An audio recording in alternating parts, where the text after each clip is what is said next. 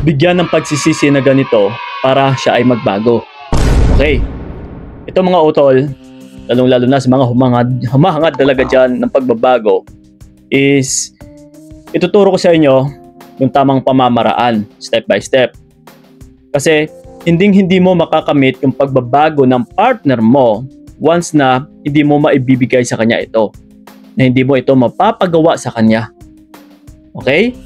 Pero una sa lahat, ito, wag na tayo magpaligoy-ligoy pa, is hanggat nandyan pa kayo sa relationship ninyo or nagsasama pa kayo or hindi mo pa siya pinapakawalan, ay wala po talagang magbabago dyan. Paulit-ulit lang po yan.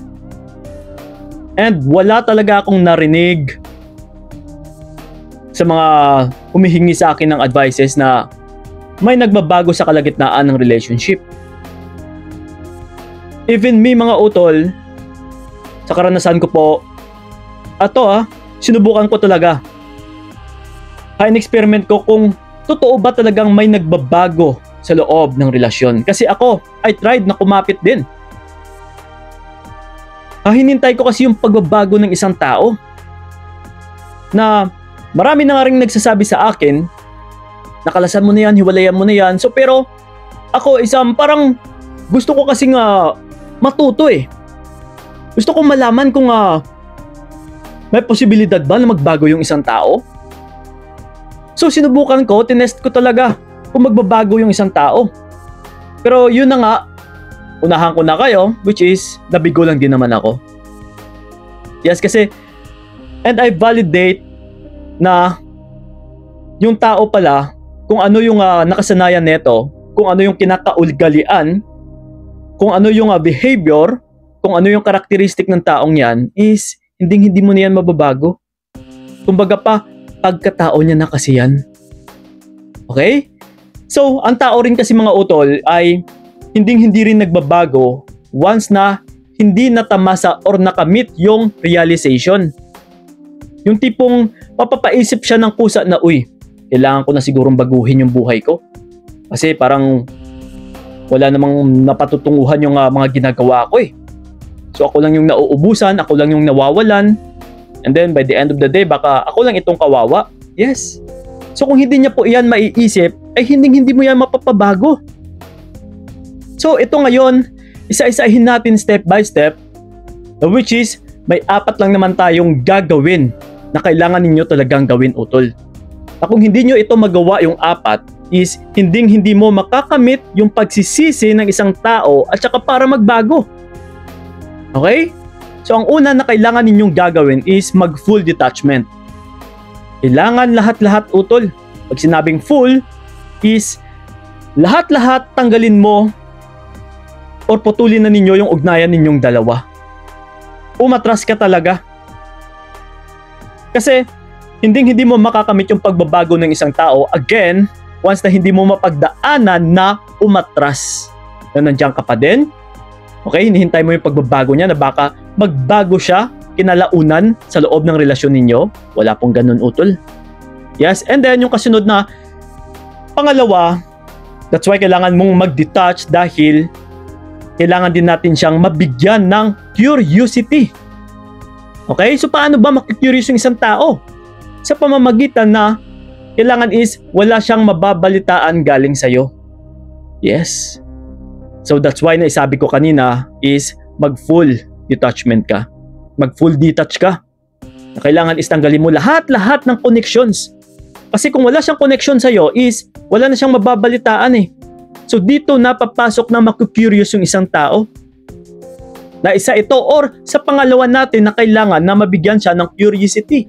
Na, uy, teka lang. Ano na kaya yung balita sa kanya? Wala na akong nababalitaan ah. Through friends.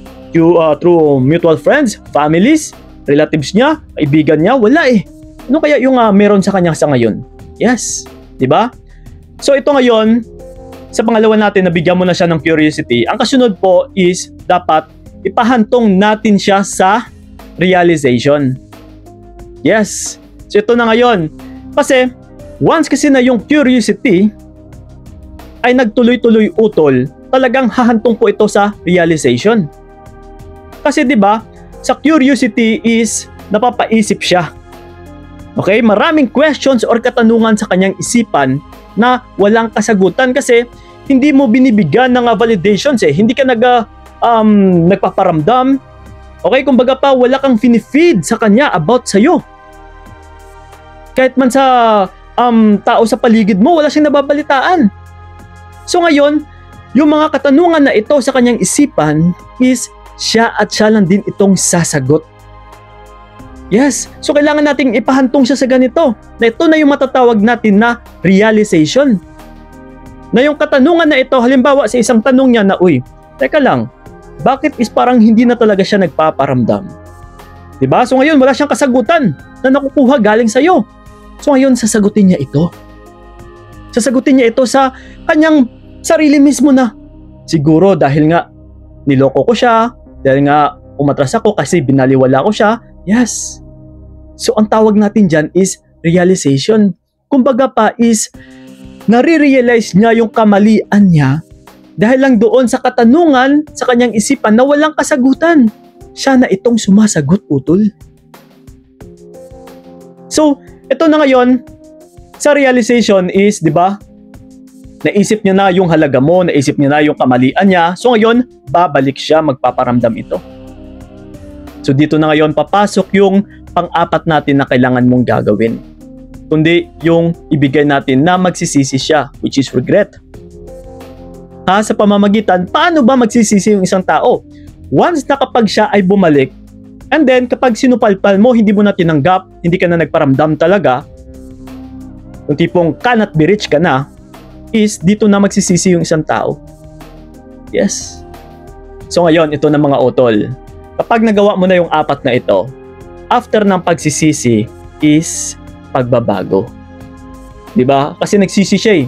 Naku, wala na pala akong mabalikan, sinayang ko lang yung taong yon. So dito niya na maiisip din sa sarili niya na marami na siyang sinayang na oras, marami na siyang sinayang na tao.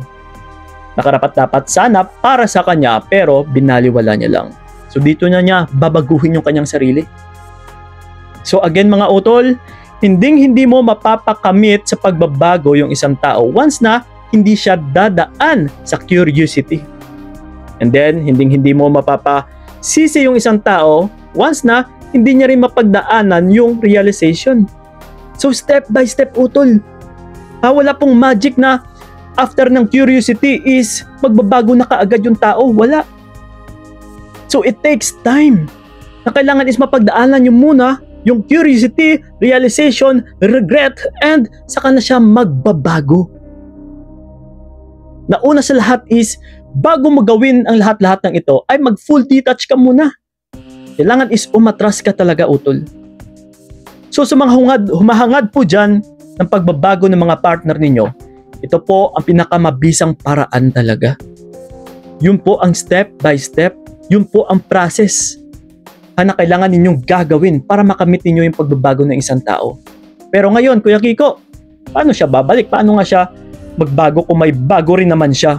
Then, it's none of your business anymore. Ang importante dito is nakawala ka na sa pasakit and then kahit paano ay isa ka sa nakatulong na magpagising sa kanya sa katotohanan na walang mapapatunguhan yung mga gawain niyang kabalastugan or pagbabaliwala sa mga babae or sa mga partner nila. Yes. So magpasalamat ka, utol. And dapat mag-celebrate ka kasi isa ka talaga sa nakatulong din sa kanya. At higit sa lahat, naisalba mo rin yung buhay mo na ngayon, kung makamit mo yung lahat-lahat ng ito, utol, na siya ay magbabago, trust me, maginhawaan ka rin at magiging happy ka rin para sa kanya. Tsaka syempre, para na rin sa sarili mo. Okay? So yun lang po, napakalinaw. Sana'y malinaw talaga yung video na ito pagdating sa inyo. Tsaka sana'y may natutunan kayo. So lang po, maraming salamat talaga. And then sa mga gusto ako makausap one-on-one, PM nyo ako sa aking FB page na Payong Kaibigan ni Kiko. And then, sa mga updated Payo videos natin, yes, click nyo po yung subscribe button and then follow button dyan sa ilalim. So lang po, maraming salamat talaga. So ingat kayo. God bless and babush! Ayoko na rin magtiis, ayoko na sasakit. Mas mabuti nang bitawan ka para wala nang pait. Hanggang dito na lamang kung nakayanan ko na